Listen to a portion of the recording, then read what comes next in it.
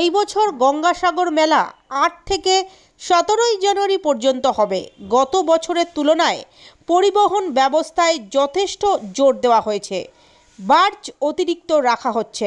Dredging নিয়ে জেলাশাসক বলেন, অলরেডি ড্রেজিংয়ের কাজ চলছে, যা ড্রেজিং করা হয়েছে কাজে লাগবে এবং আশা করা যায় এই সমস্যা ৫ তারিখ মিটে যেতে পারে। মোট ৩টে ড্রেজার গঙ্গাসাগর মেলা শেষ হওয়া পর্যন্ত থাকবে। মেগা কন্ট্রোল রুমে গত বছরের মতোই সব ব্যবস্থা থাকছে। সিসিটিভি ক্যামেরা এবং ড্রোন সমস্ত কিছুর ব্যবস্থা থাকছে। গত বছর গঙ্গাসাগর মেলায় কুয়াশার কারণে সমস্যার সম্মুখীন হতে হয়েছিল যাতায়াতের ক্ষেত্রে।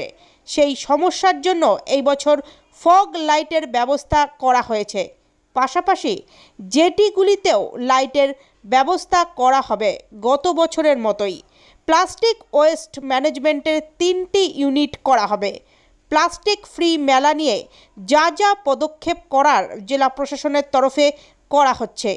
মানুষের সচেতনতার জন্য একটি পদযাত্রার ব্যবস্থা করা হচ্ছে। এর পাশাপাশি এয়ার অ্যাম্বুলেন্স 5টা অস্থায়ী হাসপাতালও করা হচ্ছে। 4টে অ্যাম্বুলেন্সের ব্যবস্থা রাখা হয়েছে। মুখ্যমন্ত্রীর নির্দেশ মতোই পুলিশ কর্মী, সিভিক ডিফেন্স যথেষ্ট পরিমাণে মোতায়েন করা হবে। এছাড়াও গঙ্গাসাগরে ফোনের যোগাযোগ ব্যবস্থা উন্নতির জন্য জিও, এয়ারটেল সমস্ত কোম্পানির সাথেই কথোপকথন চলছে।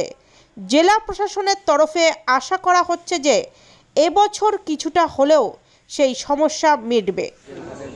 মানে টয়লেট কোথায় রয়েছে, জলের ব্যবস্থা কোথায় আছে, থাকার ব্যবস্থা কোথায় আছে, সাগর আরতি টাইম কী রয়েছে, এর সঙ্গে অন্যান্য ইনফরমেশনটা কিন্তু ওই কিউআর কোডের মাধ্যমে ও পেয়ে যাবে। তার সঙ্গে আমাদের কিন্তু কুछ SMS অ্যালার্ট আমরা আলাদা করে দেবো। যারা যারা মোবাইল নিয়ে ওখানে আসবে সাগর আইল্যান্ড, ওই মোবাইলে কিন্তু ওই SMS অ্যালার্ট আমাদের যাবে। আর কতজন পুণ্যার্থী থাকার ব্যবস্থা?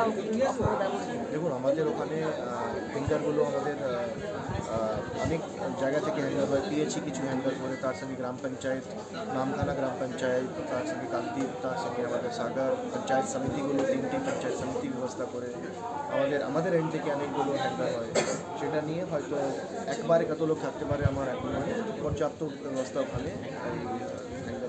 আর লঞ্চ ভেসেল যাতায়াতের কি অসুবিধা সুবিধা?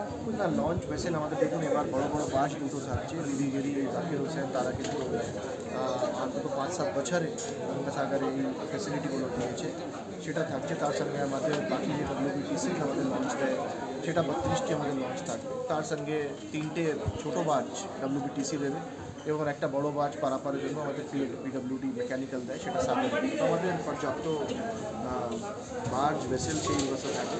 আমাদেরকে অনেকগুলো যেমন মানুষ ট্রান্সপোর্ট, মানুষ মুভমেন্ট হয়, তার সঙ্গে অনেকগুলো গাড়িগুলো মুভমেন্ট হয়। যেমন বাসগুলো আমাদেরকে এপার থেকে ওপার নিয়ে যেতে হয়, তার সঙ্গে অনেক ছোটো গাড়ি আমাদেরকে এপার থেকে ওপার নিয়ে যেতে হয়, তার সঙ্গে অনেক জিনিসগুলো আমাদের কিন্তু এপার থেকে ওপার নিয়ে যেতে হয়। তার সঙ্গে আমাদের এই বাসগুলো এইগুলো কাজে লাগে। আর ড্রেজিংয়ের একটা যে সমস্যা রয়েছে সেখানে আপনারা কী করছেন?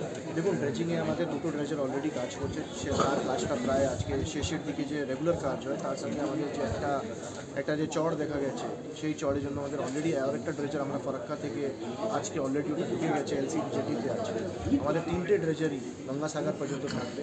যে চড়টা দেখা গেছে সেটা হয়তো 5-6 জানুয়ারির মধ্যে আমাদের কিন্তু সেইটা আমাদের ক্লিয়ার করে দেওয়া হচ্ছে। তার সঙ্গে আমাদের 3টে ড্রেজার, দুটো ড্রেজার যে এখন কাজ করছে আর একটা এক্সট্রা ড্রেজার আমরা স্পেশাল ড্রেজার আনিয়েছি ফ্রম ফারাক্কা। এই 3টে ড্রেজার গঙ্গাসাগর এন্ড পর্যন্ত কিন্তু এই ড্রেজারগুলো ওখানেই থাকবে। সো দ্যাট যদি ওখানে কিছু এদের প্রয়োজন হয় তাদের সঙ্গে সঙ্গে এদেরকে কাজে লাগাতে আমরা কিন্তু ওই পার্টিকুলার ড্রেজারটা করি। এবারে ড্রেজিং কতদিন থেকে কাজ করছে? ড্রেজিং আমাদের চালু হলো ওখানে 1 নভেম্বর থেকে। যে ইরিগেশন ড্রেজিং করে দুটো, সেই ড্রেজিংগুলো অলরেডি 1 নভেম্বর থেকে চালু। এখনও পর্যন্ত মোট কতগুলো ড্রেজিং মেশিন চলেছে? না, ওখানে দুটো বড় বড় ড্রেজার কাজ করছে। বেনুবানে আমাদের একটা ড্রেজার রয়েছে, আর মেনলি আমাদের এই রুটেই 3টে ড্রেজার আমাদের বেনুবানে রয়েছে, আর এখানে বড় বড় দুটো ড্রেজার কাজ করছে। আচ্ছা, কোভিডের নিয়ে একটা কোনো মানে সারা দেশ জুড়ে একটা সতর্কতা রয়েছে? দেখুন, আমরা হেলথ ডিপার্টমেন্ট এখানে একটা বড় ভূমিকা প্লে করে এই গঙ্গাসাগর মেলায়।